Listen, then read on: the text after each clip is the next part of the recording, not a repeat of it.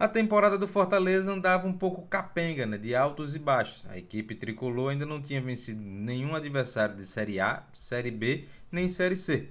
Mas nada melhor do que enfrentar o São Paulo no Morumbi em uma estreia do Campeonato Brasileiro e acabar com todos esses tabus ainda nessa temporada 2024. O Fortaleza venceu e começa a conciliar um pouco mais desempenho e resultado, o que traz um pouco mais de esperança para o torcedor do Leão do Pici e que denota uma virada de chave importante para a equipe do Vojvoda.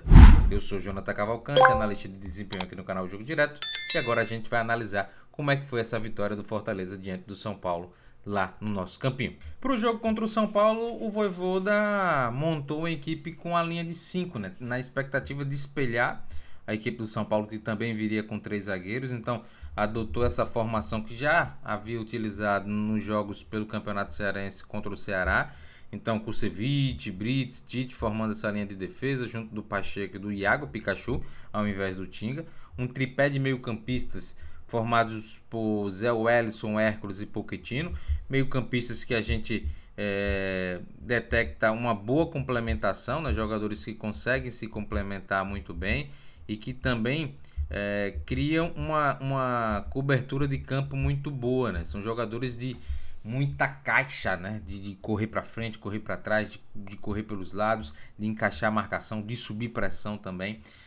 Então, um meio campo que buscava pulsar de fato, né? De ser o pulmão, o coração da equipe do Vojvoda. E lá na frente, tendo o Lucero e apenas o Marinho, né? E o Marinho jogando nesse setor direito aqui, né? Sendo deslocado para jogar pelo setor direito de ataque. E aí já onde entra uma simples discordância, né? Porque pelo fato do Iago Pikachu, né, ser um jogador que sobe muito, de fato esse lado vai ficar sendo um lado muito forte da equipe do Fortaleza, né? Porque você vai ter ali o Hércules se aproximando, o Marinho, o próprio Lucero também saindo para fazer jogadas combinadas. Então, naturalmente, esse setor ficou sendo como o principal setor da equipe do Fortaleza ali no primeiro tempo nas jogadas curtas. Só que não conseguiu evoluir tão bem, né? E o lado esquerdo ficou totalmente esvaziado, né? Ficou um lado esquerdo muito inoperante, né? O Bruno Pacheco não é um lateral que avança tanto, é um lateral mais base, né? Um lateral que fica muito mais no início das jogadas. Então ficou uma equipe totalmente desequilibrada.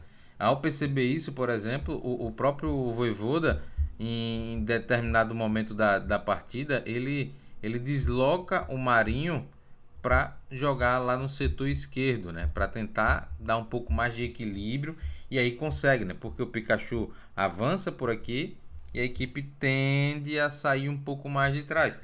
Mas ainda foi pouco, né? Foi pouco. O time do Fortaleza no primeiro tempo não jogou tão bem.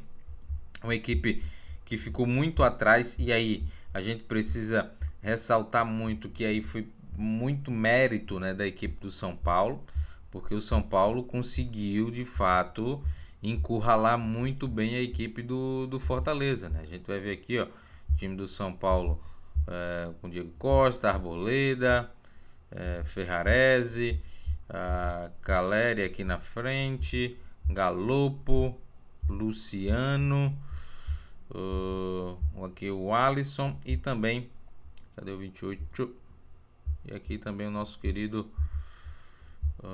Pablo, né? Então ainda falta mais um. Cadê? Falta mais um. Falta o 15. Nosso Michel Araújo. Então a gente viu um São Paulo encurralando muito a equipe do Fortaleza, né? O time do São Paulo utilizava muito as jogadas por dentro, né? Então, naturalmente, ó, Galopo, Caleri, jogadores se movimentando bastante, juntamente do Luciano, o Pablo e o Alisson se aproximando bastante aqui desses jogadores. Então a gente viu o time do São Paulo geralmente tendo muita superioridade aqui nesse setor de meio campo. Mesmo atuando com 3 aqui, a equipe do Fortaleza tinha dificuldade para marcar. Então os zagueiros em muitos momentos tinham que saltar pressão, tinham que subir um pouco mais para tentar incomodar, fazer esses encaixes, aí quebrava a linha. E os laterais, né, os alas do Fortaleza batendo com os alas do São Paulo, né? O Bruno Pacheco batendo com o Igor Vinícius, o Igor Pikachu batendo com o Michel Araújo. Então, uma equipe que teve muita dificuldade, mesmo tendo ali, principalmente pelos lados, o controle, porque estava no mano a mano, no 1 contra 1, tinha cobertura, mas por dentro foi onde o São Paulo forçou muito mais seu jogo e aí tentou atrair a equipe do Fortaleza para defender por dentro, para depois explorar a equipe dos espaços pelo lado, ou ao contrário, né? Forçava o jogo pelo lado, principalmente aqui no lado do Michel Araújo, né? Um jogador muito interessante, habilidoso, bom 1 contra 1, mudança de direção, juntamente do Galopo aqui, fazendo uma boa dobradinha. A equipe criou muitas superioridades por esse setor, forçando o Hércules a baixar a todo momento. Então os volantes do Fortaleza jogando muito recuado, o Hércules, o Pochettino e o Zé Wellison. O Marinho também baixando aqui nesse setor para tentar gerar um pouco mais de controle, gerar um pouco mais de dificuldade para a equipe do São Paulo, o que ocasionou que o Fortaleza ficou muito atrás e o Luceiro ficou isolado lá na frente. Então, quando a equipe retomava a posse de bola, não tinha com quem jogar. Então foi a tônica desse primeiro tempo. O São Paulo em cima, o João Ricardo se tornou o grande personagem do primeiro tempo, fazendo grandes defesas através de finalizações de fora da grande área, finalizações de dentro da grande área. Foi mais uma vez um personagem importante, como já havia sido lá em 2023, um filme muito parecido, né?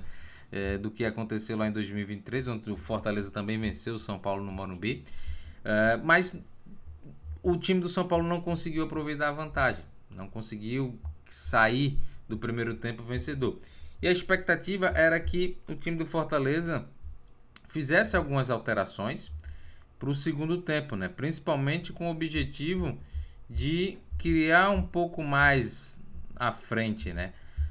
De incomodar mais o time do São Paulo, de sair um pouco mais de trás, porque foi uma equipe que de fato não incomodou o time do São Paulo. Vez ou outra chegou no ataque, bem verdade, teve alguns escanteios, mas as grandes chances de fato ficaram todas com o time do São Paulo.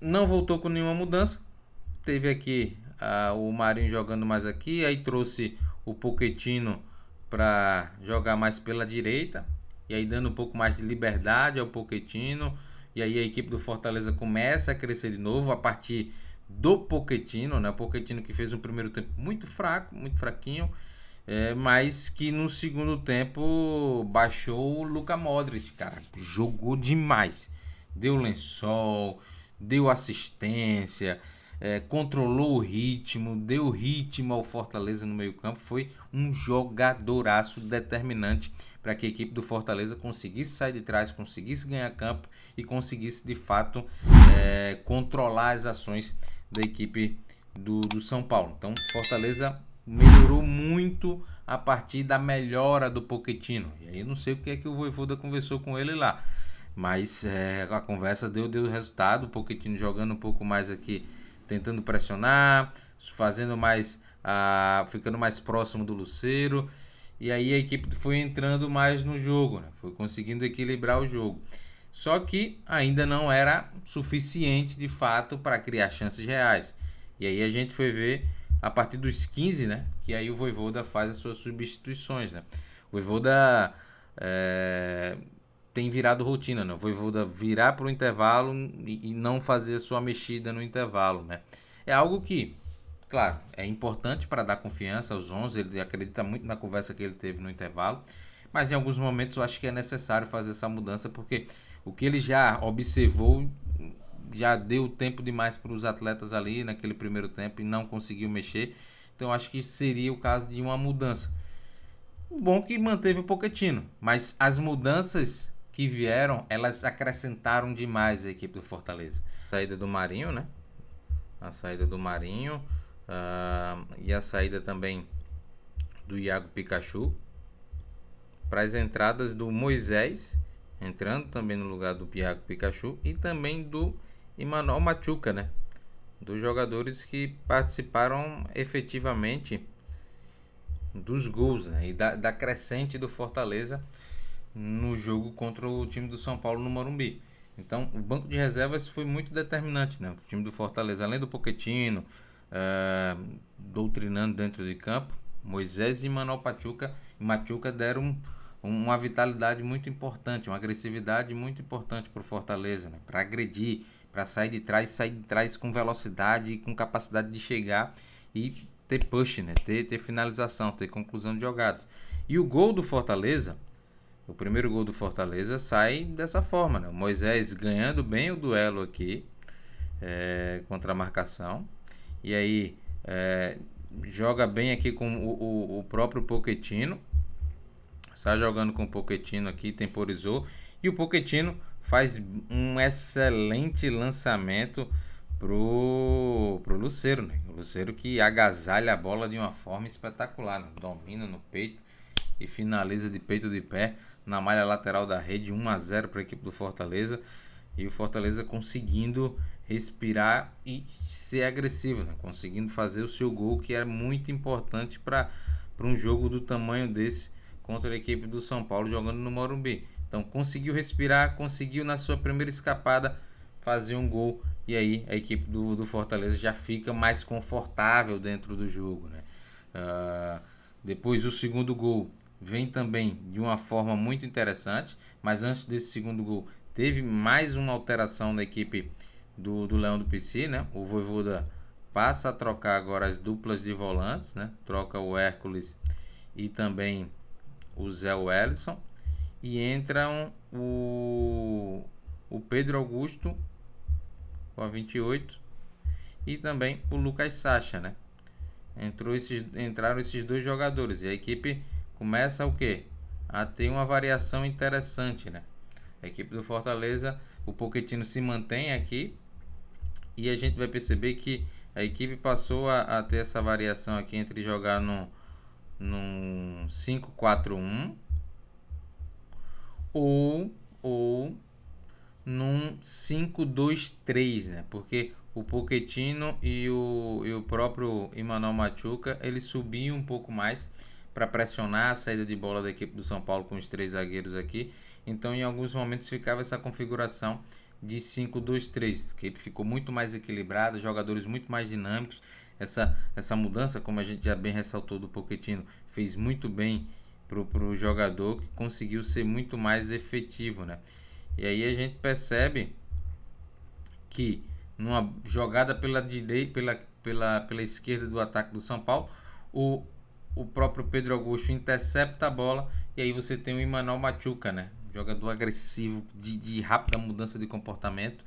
O Pedro Augusto percebeu muito bem essa mudança, já faz um lançamento para o Machuca aqui, e aí o Machuca vai direto para a cara do gol. Ele tinha até a possibilidade aqui de fazer o passe para o Lucero, né?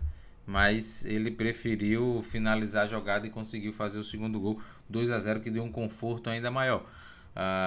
Ainda assim, dentro desse contexto, o Vojvoda fez mais uma alteração, e aí para também desgastar menos o Lucero, que vai ter uma sequência aí de jogos importantes, vai ter Copa do Nordeste, Campeonato Brasileiro, vai ter Sul-Americana. Então o Lucero sai, dá lugar ao Tinga, e aí o Moisés é que vem fazer a função de 9, né? O Moisés já fez essa função na Ponte Preta e tem feito também no próprio Fortaleza, com a ausência de um camisa 9, que tá para ser de novo agora.